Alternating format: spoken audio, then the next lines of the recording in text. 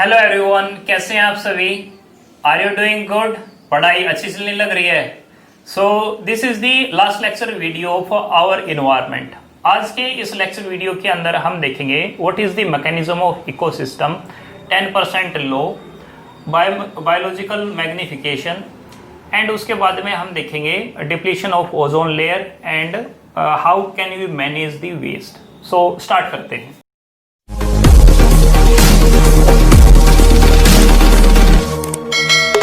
What is the mechanism of ecosystem?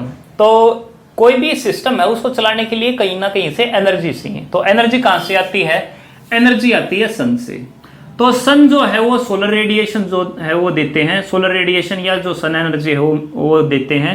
And जो ये light energy या फिर सोलर एनर्जी जो मिलती है उससे जो प्लांट है वो करते हैं परफॉर्म फोटोसिंथेसिस। फोटोसिंथेसिस। और जो फोटोसिंथेसिस है उससे क्या होता है? उससे ये होता है कि जो लाइट एनर्जी है उसको कन्वर्ट कर दिया जाता है किसके अंदर? केमिकल एनर्जी के अंदर। और जब केमिकल एनर्जी के अंदर कन्वर्ट हो जाता है तो उसके बाद जो है फूड जो है वो सिंथेसाइज हो जाता है। तो यानी कि अल्टीमेटली हुआ क्या है कि एनर्जी कहाँ से आई? सन से आई। और सन से ये किस के अंदर गई? प्रोड्यूसर के अंदर, जैसे कि प्लांट है उनके अंदर गई। उन्होंने फोटोसिंथेसिस की एंड फिर जो है फूड बनी। यानी कि एनर्जी नई जनरेट नहीं हुई, एनर्जी जो है वो पहले से ही थी, बल्कि एक फॉर्म से दूसरी फॉर्म के अंदर जो है कन्वर्ट हुई है। तो पॉइंट नंबर 1 जो हमें याद रखना है, energy can neither be created NOR it will destroyed, but it can converted into one form to another form। तो एक फॉर्म से दूसरे फॉर्म के अंदर जो है इसको कन्वर्ट किया जा सकता है। अब इकोसिस्टम के अंदर, in ecosystem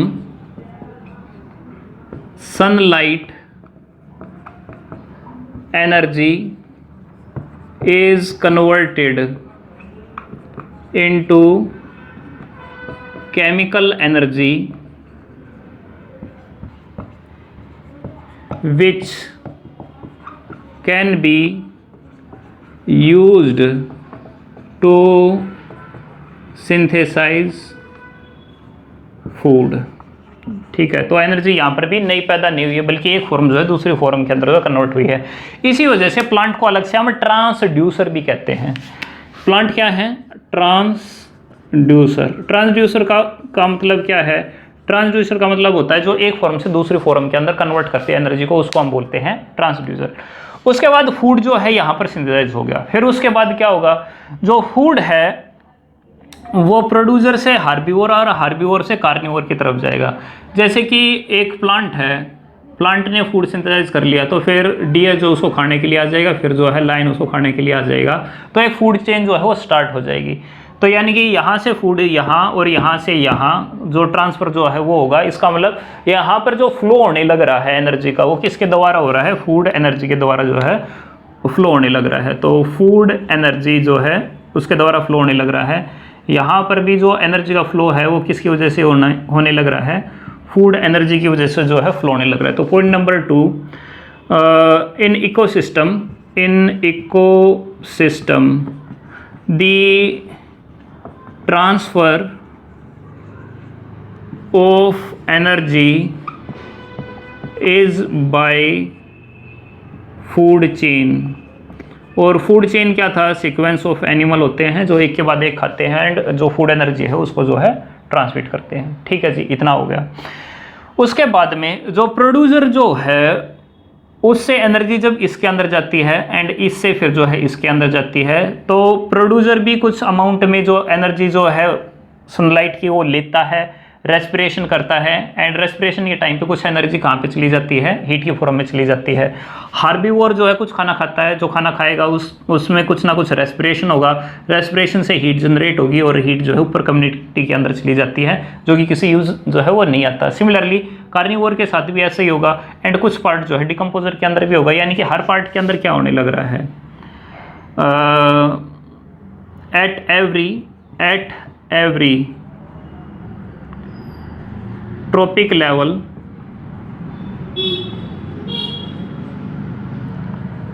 respiration one part of energy is used for growth and other part is used in respiration for the energy production। ठीक है जी, तो हर ट्रॉपिक लेवल के अंदर ये होगा। तो रेस्पिरेशन के टाइम पे जो हीट एनर्जी निकलती है वो अल्टीमेटली कहाँ चली जाती है, वो ऊपर जो है चली जाती है। तो ये हम पॉइंट लिख सकते हैं, फोर्थ पॉइंट हो जाएगा हमारा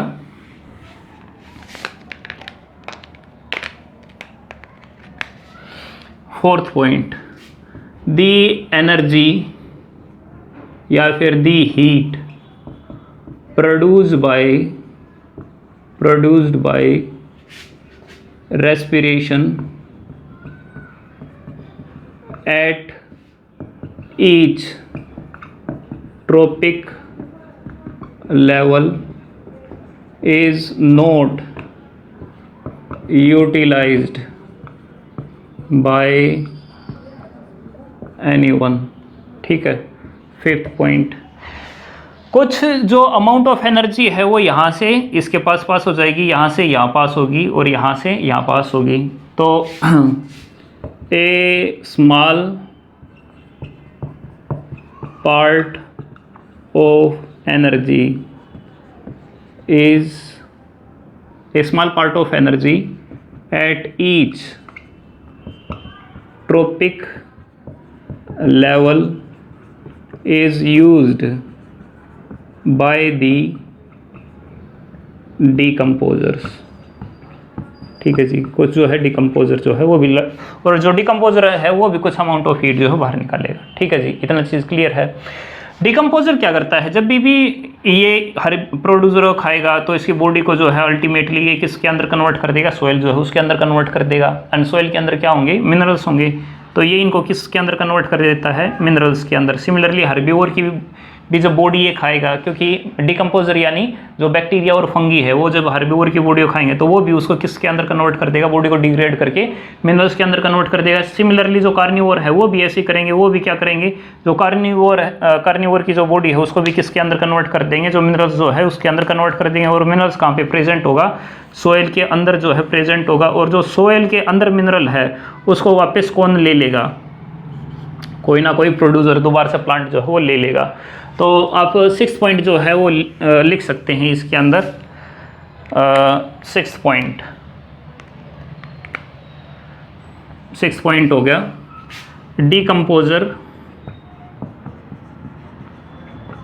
decomposers decompose plant and animal body and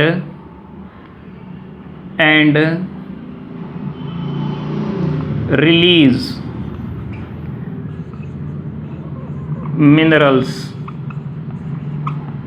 into the soil that can be again used by new plant। तो इसका क्या मतलब है भाई, इसका ये मतलब है hence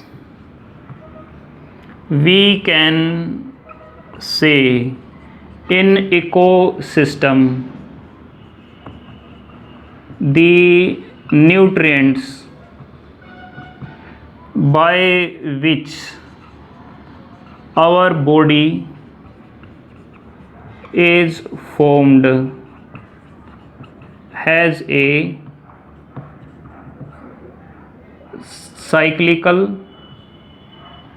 nature, यानी कि स्टार्टिंग कहाँ से होता है, सोइल से होता है, एंड सोइल से प्लांट के अंदर, हार्बीवोर के अंदर, कार्निवोर के अंदर, दोबारा से डिकम्पोज होकर दोबारा सोइल के अंदर। तो इसका मतलब क्या है, जितने भी हमारे अंदर मिनरल्स, हमारे अंदर विटामिन या फिर जितना कुछ भी आया है, अल्टीमेटली उनका जो बिगनिंग है यानी कि जो स्टार्टिंग पॉइंट है वो क्या है, सोइल है।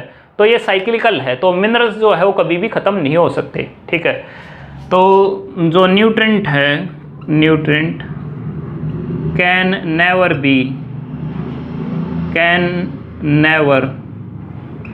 बी लिमिटेड फॉर अस, ठीक है, कभी भी लिमिटेड जो नहीं होंगे, हमेशा वो जो है प्रेजेंट होंगे। बट देखिए, मिनरल्स को कौन एब्जॉर्ब करने लग रहा था, प्रोड्यूसर एब्जॉर्ब करने लग रहा था, एंड उसकी वजह से उसकी बॉडी के अंदर ग्रोथ जो है वो होने लग रही थी। अब बॉडी के अंदर जो ग्रोथ होने लग रही है मिनरल्स की वजह से, क्या वो बिना सनलाइट के हो सकती थी? क्योंकि सनलाइट को किसके अंदर कन्वर्ट किया था, केमिकल एनर्जी के अंदर, और केमिकल एनर्जी की वजह से ही प्रोड्यूसर जो है वो फूड बना पाया था। अब सनलाइट जो उसको मिलने लग रही है, सनलाइट जो है उसकी कुछ अमाउंट जो है फूड के अंदर यूज होगी एंड हीट की फॉर्म में जो है निकल गई। क्या सन की एनर्जी वापस सन के पास जाने लग रही है? नहीं जाने लग रही है ना, सन से स्टार्ट हुई, यहाँ पे आई एंड फिर कंटिन्यूसली जो है फ्लो होने लग रही है। व्हाट मीन्स, तो सन के पास कोई भी एनर्जी जो है वो नहीं जाने लग रही। तो इसका मतलब क्या है कि 7th पॉइंट आप लिख सकते हैं इसके अंदर, the solar energy has unidirectional flow of energy and it could be a limited factor for an ecosystem because it has to comes from outside, ठीक है जी। एनर्जी फ्लो होने लग रहा है यूनिडायरेक्शनल फ्लो, लेकिन जो न्यूट्रन का फ्लो है वो कैसा है, साइक्लिकल है। तो साइक्लिकल फ्लो होने की वजह से कभी भी ये लिमिटिंग नहीं होगा, लेकिन जो सनलाइट है वो लिमिटिंग हो सकती है। इसी वजह से अलग अलग इकोसिस्टम जो है वो बने हुए हैं, क्योंकि कहीं पे सनलाइट थोड़ी ज़्यादा है, कहीं पे सनलाइट जो है कम है, क्योंकि एनर्जी की लिमिटेशन है। इसी वजह से वहाँ पर अलग अलग टाइप का इकोसिस्टम जो है वो डेवलप होने लग रहा है, ठीक है। इसके बाद हमारा एक नेक्स्ट टॉपिक स्टार्ट हो जाता है, उसको हम कहते हैं 10% लो, 10% लो। तो इसको हम थोड़ा समझते हैं। मान लो एक फूड चेन है, लाइक एक फूड चेन है कि प्लांट जो है वो खाया जाता है किसके द्वारा, डियर के द्वारा, और डियर जो है वो खाया जाता है किसके द्वारा, लाइन के द्वारा। एंड लेट से जो प्लांट है उसके पास एनर्जी आई सन से, तो सन जो एनर्जी रिलीज करता है, लेट से उसने 10,000 जूल एनर्जी जो है वो रिलीज़ कर दी, तो 10,000 जूल एनर्जी जो है वो रिलीज़ कर दी। तो बताओ लाइन तक एनर्जी जो है कितनी जाएगी? तो लिंडमैन ने जो है इसका एक आंसर दिया, एंड वो क्या कहता है, according to 10% low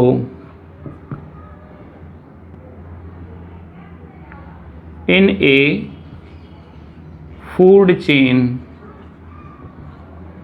at every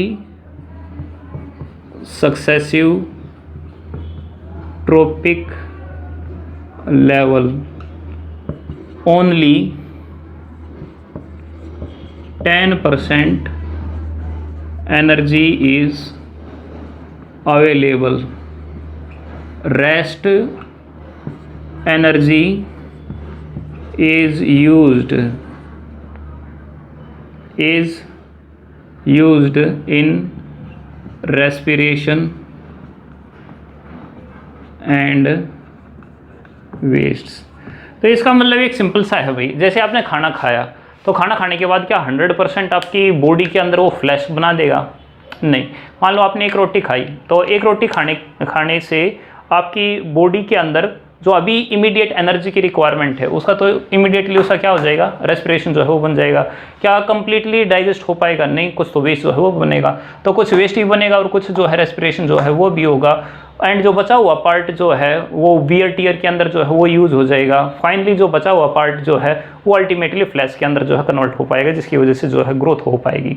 तो व्हाट इट मीन्स कि सन से जब भी प्लांट के पास एनर्जी आती है, लेट्स से 10,000 एनर्जी जो है वो आती है, तो इस 10,000 का ये केवल 1% एनर्जी ही यूटिलाइज कर पाता है। इसका मतलब इसके अंदर कितनी एनर्जी स्टोर होगी? 10 जूल। अब फूड चेन जो है वो स्टार्ट होगी। फूड चेन से नेक्स्ट ट्रॉपिक लेवल के अंदर कितनी एनर्जी जाती है? केवल 10%। तो 100 जूल एनर्जी जब डियर के पास जाएगी तो 100 जूल का 10% कितना हो गया? वैल्यू हो गया 10 जूल। तो डियर के पास कितनी एनर्जी स्टोर हो पाएगी? केवल 10 जूल जो हो पाएगी। लाइन के पास में कितनी एनर्जी जाएगी? 10 का 10%, तो यानी कि कितना जा पाएगा? केवल 1 जूल एनर्जी जो है वहीं जा पाएगी। तो व्हाट इट मीन्स कि जितना यहाँ से फ्लो होने लग रहा है एनर्जी का, उसका केवल 10% ही अगले सक्सेसिव लेवल तक जो है पहुँचने लग रहा है। रेस्ट जो है वो रेस्पिरेशन की फॉर्म में या फिर वेस्ट की फॉर्म में जो है बाहर चला जाता है, वो एलिमिनेट जो है हो जाता है। तो इससे हमें ये चीज़ पता चलती है कि हमारे सिस्टम के अंदर जो एनर्जी जो है वो हर ट्रॉपिक लेवल के अंदर डिक्रीज होती है। हर ट्रॉपिक लेवल के अंदर एनर्जी जो है केवल 10% ही रहती है। तो इसका मतलब क्या है? हर ट्रॉपिक लेवल के अंदर एनर्जी जो है वो डिक्रीज होने लग रही है। तो जब यहाँ लायन तक देखिए केवल 1 जूल की एनर्जी बची है, तो क्या इसके बाद में कोई और ट्रॉपिक लेवल हो सकता है? नहीं हो सकता। सो एक क्वेश्चन आ जाता है। क्वेश्चन क्या है कि एक्सप्लेन, क्वेश्चन है explain the food chain has 3 to 5 tropic level, not more than that. Why? कारण क्या है? आंसर क्या है? in a food chain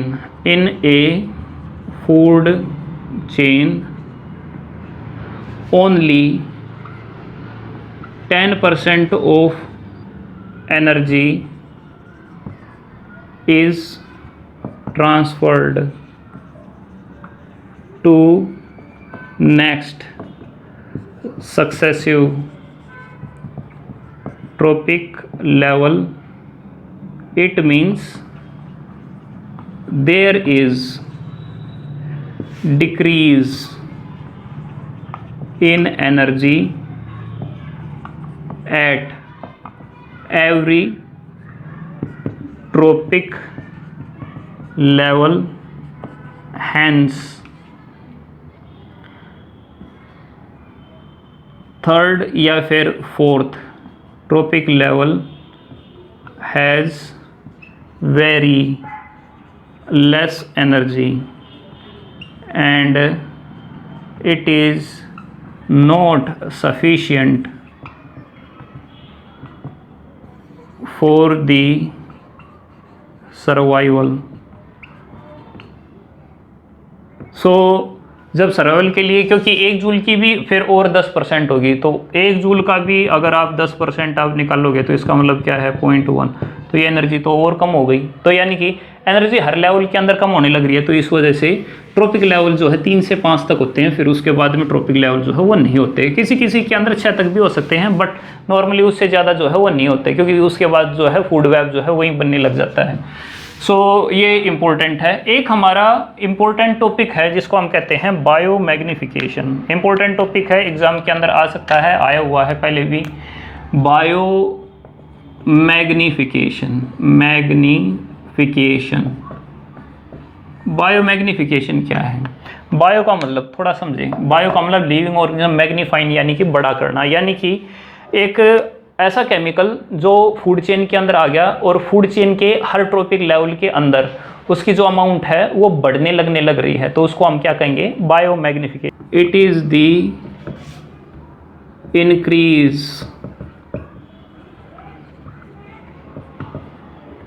increase in the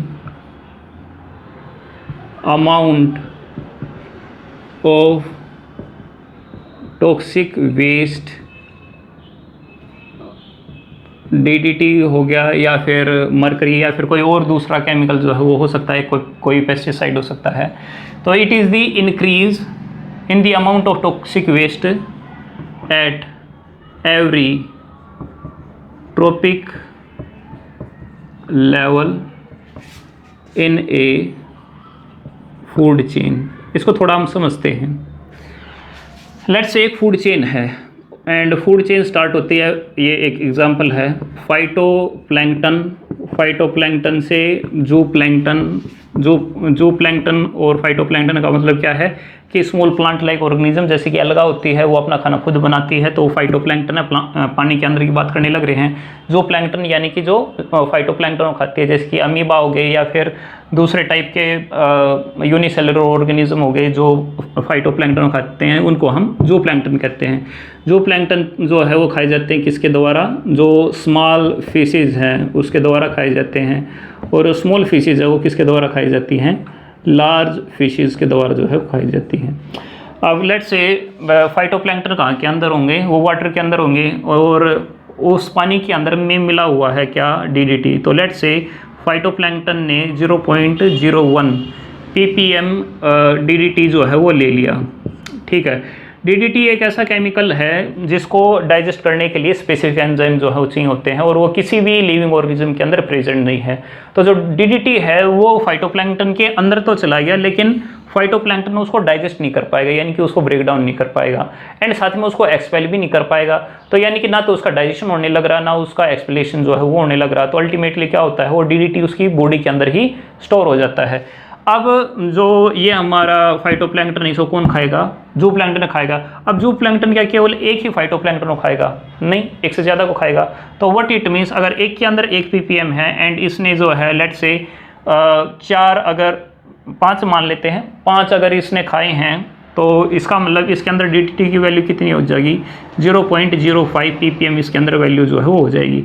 जूप्लैंक्टन के साथ भी सेम यही है कि इसके पास में कोई एंजाइम नहीं है, ना इसके पास जो है कोई एक्सक्रीशन के लिए कोई अलग से सिस्टम बना हुआ है। तो इस वजह से इसके अंदर भी क्या होगा, ये जो DDT की अमाउंट है ये भी इसके अंदर स्टोर हो जाएगी, ना इससे बाहर निकल पाएगी, ना डाइजेस्ट हो पाएगी। उसके बाद क्या होगा, जो स्मॉल फिश जो है वो जूप्लैंक्टन को खाएगी। क्या केवल एक ही जूप्लैंक्टन को खाएगी, नहीं, एक से ज़्यादा को खाएगी। लेट्स से ये इसकी जो है 2 जूप्लैंक्टन को खा गई, और जूप्लैंक्टन अगर 2 को खा गई तो 0.10 ppm जो है इसके अंदर अमाउंट जो है हो जाएगी DDT की।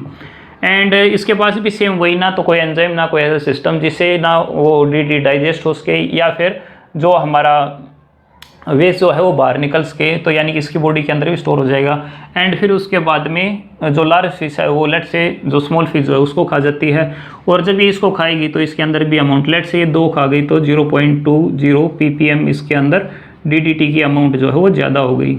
तो हर ट्रॉपिक लेवल के अंदर क्या होने लग रहा है, जो DDT की अमाउंट है वो कंटिन्यूसली बढ़ने लग रही है, 0.01 से 0.05 एंड फिर उसके बाद में 0.1 एंड फिर 0.2 ppm जो है हो गया। तो व्हाट इट मीन्स कि हर ट्रॉपिक लेवल के अंदर बढ़ने लग रहा है, यानी कि मैग्नीफाइन होने लग रहा है। और मैग्नीफाइन किसके अंदर, एक फूड चेन यानी कि लिविंग ऑर्गेनिज्म के अंदर जो है वो होने लग रहा है। तो आप लिख सकते हो कि it occurs due to animals or plants do not have digesting enzyme for these and excretion system, so they store in the body। अब एक क्वेश्चन आ जाता है, जैसे एक फूड चेन है, प्लांट है, उसके बाद डियर आ गया, फिर उसके बाद लायन आ गया। लेट्स से प्लांट के अंदर DDT की अमाउंट है, बताइए सबसे ज़्यादा DDT की अमाउंट किसके अंदर होगी, लायन के अंदर, डियर के अंदर या फिर प्लांट के अंदर। तो आंसर क्या है, बायोमैग्निफिकेशन होने लग रही है। लास्ट का जो ट्रॉपिक लेवल होगा उसी के अंदर ही सबसे ज़्यादा DDT जो है वो मिलेगी। इसका मतलब आंसर हमारा क्या हो जाएगा, लायन जो है वो हो जाएगा। अब आपका एक टॉपिक और है जिसको हम कहते हैं ओजोन होल। अब ओजोन होल को समझने के लिए हमें ये पता होना चाहिए कि जो हमारी अर्थ है लेट्स से ये हमारी एक अर्थ है, ये जो अर्थ है इसको सराउंड करने लग रहा है एटमॉस्फेयर, और जो एटमॉस्फेयर है उसके अंदर भी अलग अलग लेयर है। लेट्स से पहली जो लेयर है उसका नाम है ट्रोपोस्फियर। एंड ट्रोपोस्फियर है क्या, वहीं एयर की जो है लेयर है लेकिन काफ़ी ज़्यादा डेंस है। उसके बाद एयर की एक और लेयर है, एंड जो एयर की जो दूसरी लेयर है उसको हम बोलते हैं क्या, स्ट्रेटोस्फियर। स्ट्रेटोस्फियर। तो जो स्ट्रेटोस्फियर है उस स्ट्रेटोस्फियर के अंदर एक लेयर है जिसको हम कहते हैं ओजोन। तो यहाँ पर एक लेयर है,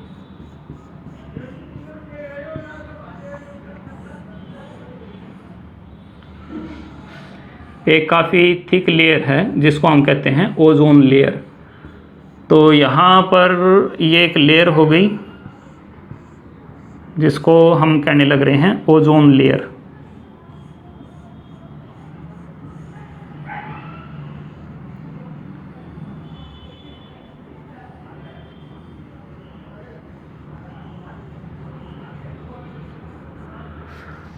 तो ओजोन जो है वो कहाँ पर पाई जाती है, ओजोन पाई जाती है स्ट्रेटोस्फीयर के अंदर। तो ये एक लेयर है जिसको हम कहने लग रहे हैं ओजोन। ओजोन की जो फॉर्मेशन है, ओजोन की फॉर्मेशन वो किसके द्वारा होती है? ओजोन की फॉर्मेशन होती है जब O2 के ऊपर सनलाइट गिरते हैं तो जो सनलाइट है वो ऑक्सीजन के रेडिकल बना देते हैं, एंड जब ऑक्सीजन का रेडिकल एक O2 के साथ में कंबाइन होता है तो फिर O3 जो है बनता है। इस O3 को क्या कहते हैं हम? ओजोन जो है वो बोलते हैं। ओजोन का होने से फ़ायदा क्या है? सन से जो है कंटिन्यूसली कुछ रेडिएशन जो है बाहर निकलते हैं, पर्टिकुलरली कौन से? Ultraviolet radiation. एंड ये क्या करता है? अल्ट्रावायलेट रेडिएशन को अंदर जो है वो नहीं जाने देता। तो इसका मतलब सिग्निफिकेंस क्या है इसका? Significance of ozone. तो सिग्निफिकेंस ये है कि it prevent entry of harmful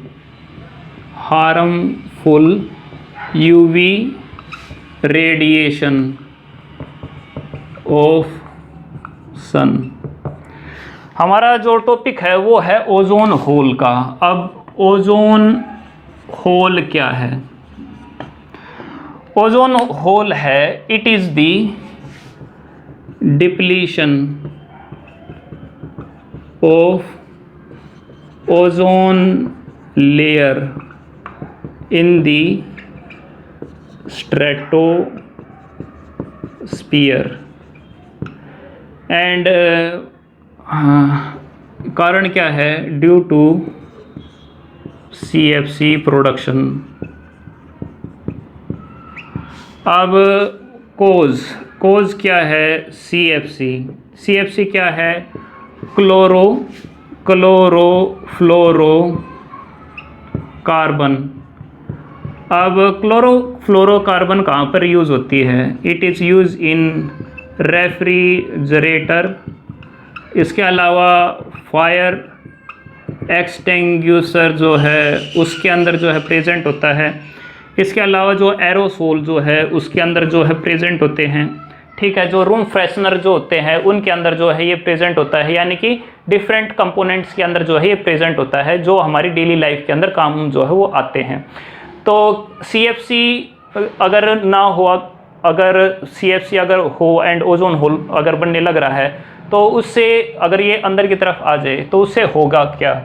इसके हार्म क्या हैं? Harm of ozone hole. Ozone hole का अगर ओजोन होल अगर हो जाता है एंड यूवी अंदर की तरफ आ जाते हैं तो नंबर 1 भाई स्किन कैंसर जो है वो काफ़ी ज़्यादा कॉमन हो जाएगा। कैटरेक्ट जो है वो काफ़ी ज़्यादा जो है, यानी आई डिजीज जो है वो काफ़ी ज़्यादा कॉमन जो है वो हो जाएगी। तो इसी को देखते हुए यूनाइटेड नेशन के प्रोग्राम के अंदर CFC का जो प्रोडक्शन जो है वो कम किया गया है, ताकि जो ओजोन होल बना हुआ है उसको रिड्यूस जो है किया जा सके। आज के टाइम पे इसके ऊपर काफ़ी ज़्यादा काम जो है वो हो चुका है एंड ओजोन होल काफ़ी हद तक कम जो है हो गया है। तो ये ध्यान रखें कि ओजोन होल का मतलब एक्चुअल में कोई होल नहीं है। इसका ओजोन होल का मतलब क्या है? ओजोन होल का मतलब ये है कि ये लेयर इतनी मोटी थी, अभी ये लेयर जो है वो पतली हो गई है, तो इसी को हम कहने लग रहे हैं ओजोन होल। जनरली जो एंटार्क्टिका का एरिया है उसके ऊपर ये ओजोन होल जो है बना था। एक लास्ट का टॉपिक हमारा जो बचा है उसको हम अभी कर लेते हैं, बट उसको एक बार जो है मैं लिख लेता हूँ। सो हमारा जो लास्ट टॉपिक है वो है गार्बेज। एंड गार्बेज का मतलब क्या है? Household waste. अब हाउस होल्ड वेस्ट कौन कौन सा हो सकता है? जो भी आप वेजिटेबल लाते हैं उसके जो छिलके होंगे वो एक सॉलिड वेस्ट है, गार्बेज है। हमारे आसपास में कई सारी वाटर की बोतल जो है वो यूज़ होते हैं एंड थोड़े टाइम के बाद वो यूज अप हो जाती हैं, तो वो वेस्ट हैं। एल्यूमिनियम की फॉइल जो है वो भी एक डोमेस्टिक वेस्ट है। जूते जो हम पहनना छोड़ देते हैं तो वो भी क्या बन जाता है? एक डोमेस्टिक वेस्ट जो है वो बन जाता है। अब जो ये वेस्ट बनते हैं, वैसे तो बहुत सारी किताबें भी हैं, ठीक है, बहुत सारी ऐसी कॉपियाँ भी है जो आप भर चुके हो जो आप काम के नहीं हैं। तो ऐसे जो डोमेस्टिक वेस्ट जो जनरेट होते हैं उनका बाद में क्या किया जाए, तो उसके कुछ सॉल्यूशन दे रखे हैं। क्या क्या हो सकते हैं? पहला सॉल्यूशन क्या है? उसको रिसाइकलिंग जो है कर दिया जाए। जैसे कि अगर पेपर काफ़ी ज़्यादा है तो उसको कहाँ पर बेच दिया जाए? उसको पेपर की जो मिल है उसमें बेच दिया जाए, जिससे पेपर जो है वो रिसाइकल हो सके। इसी तरीके से अगर प्लास्टिक के अगर मग है या फिर बकेट है, अगर ऐसी कोई चीज़ है तो उसको कहाँ बेच दिया जाए? प्लास्टिक प्रोसेसिंग जो फैक्ट्री है उसके अंदर पहुँच दिया जाए, जहाँ पर वो रिसाइकल हो जाती है एंड दोबारा से एक नई प्लास्टिक के जो बर्तन जो है वो फिर दोबारा से बन सकते हैं एंड फिर दोबारा से घर के अंदर दोबारा यूज हो सकते हैं। इसी तरीके से कुछ और वेस्ट होते हैं, जैसे कि वेजिटेबल पिल को कैसे यूज़ किया जा सकता है एंड जो हमारे घर के अंदर जो गमले हैं उनके साथ जो पत्ते गिरते हैं तो उनको हम क्या करें? वेल उनका क्या कर सकते हैं? एक खड्डा खोद सकते हैं। खड्डा खोद के हम उसको जो है वेजिटेबल पिल्स एंड जो हमारी ये पोटेड प्लांट की जो लीव जो है उसको डाल देंगे एंड उससे क्या होगा? मैन्योर जो है बन जाएगी और मैन्योर को फिर दोबारा से हम यूज़ कर सकते हैं। तो इसका मतलब ये वेस्ट नहीं है, बाहर फेंकने की चीज़ नहीं है। अगर हम इसका एक अरेंजमेंट बनाए तो इनको जो है हमारे ही काम में जो है आ सकते हैं, हमारे खुद के प्लांट जो है वो अच्छे से ग्रो जो है हो सकते हैं। इंसिनेशन क्या होते हैं? कुछ वेस्ट है जैसे कि हॉस्पिटल वेस्ट है जिनके अंदर बैक्टीरिया काफ़ी ज़्यादा प्रेजेंट होता है, या फिर कुछ लार्ज साइज के वेस्ट जो है वो काफ़ी ज़्यादा प्रेजेंट होते हैं। अब जो ये वेस्ट होते हैं उनका साइज काफ़ी ज़्यादा है, या फिर इनके अंदर बैक्टीरिया फंगी जो है वायरस काफ़ी ज़्यादा जो है हो सकते हैं, तो इसलिए इनका क्या करें? हाई टेम्परेचर के अंदर इनको जो है डायरेक्टली बर्न कर दिया जाए एंड इनको डायरेक्टली राख के अंदर जो है मिला दिया जाए। वैसे नॉर्मली हमारे यहाँ पे भी होता है, गांव जो है उसके अंदर भी जब कुर्डी काफ़ी बड़ी हो जाती है तो फिर क्या करते हैं? उसको जो है जलाने लग जाते हैं और अल्टीमेटली वो राख हो जाता है और जो कूड़ा वगैरह था वो अल्टीमेटली बिल्कुल छोटा जो है हो जाता है। दिल्ली के अंदर एक और काम होता है, वो क्या? लैंडफिल। जैसे हाउस होल्ड का वेस्ट एक जगह तो काफ़ी ज़्यादा इकट्ठा जो है करते रहते हैं, फिर उसके बाद क्या होता है? एक लो लाइंग एरिया के अंदर उसको हम डाल देते हैं एंड फिर ऊपर से अर्थन जो है हम कर देते हैं और वो जो लैंड जो है वो फिल्ड हो जाता है उस वेस्ट से। इसके अलावा सीवेज ट्रीटमेंट प्लांट के द्वारा हम पानी को प्योरीफाई कैसे कर सकते हैं? हम पहले उसको फिल्टर करेंगे, फिर उसको सेडिमेंट करेंगे एंड फिर बैक्टीरिया के द्वारा उसको ऑक्सीडाइज करा देंगे। बैक्टीरिया के द्वारा ऑक्सीडाइज होने के बाद वो वाटर जो है रिलेटिवली प्योर हो चुका है। अब उसको डिस्चार्ज कर सकते हैं किसके अंदर? लीवर के अंदर और लेक के अंदर। उससे क्या होगा? पोल्यूशन जो है वाटर का वो नहीं होगा। एक केस स्टडी अलग से है, प्लास्टिक कुलंद एंड डिस्पोजल पेपर। पहले क्या यूज़ किया जाता था? प्लास्टिक के ग्लासेस जो है वो यूज़ होते थे एंड एक बार किसी ने चाय पी ली उनमें एंड फिर उसको वो जो है बाहर फेंक देता था। अब चूंकि वो प्लास्टिक की है तो सोइल के ऊपर गिरेगी तो सोइल पोल्यूशन करेंगी, अगर उसको जलाते हैं तो एयर पोल्यूशन जो है वो करते हैं, तो it is not a good choice. तो क्या करें हम? इसका कुलन जो है वो यूज़ करें, यानी जो क्ले के बर्तन जो है वो अलग से बनाए। अब क्ले के बनाने से फ़ायदा क्या है? बायोडिग्रेडेबल है वो तो अच्छी बात है, पोल्यूशन जो है वो नहीं होगा, लेकिन उसके लिए क्या चाहिए? हमें फर्टाइल सोइल चाहिए। तो फर्टिलिटी तो जो है वो सोइल ही कम होने लगने लग रही है, तो ये एक बेटर ऑप्शन नहीं है। इसके बाद हमने क्या यूज़ किया और जो अभी भी हम यूज़ करने लग रहे हैं वो क्या? Disposal paper cups.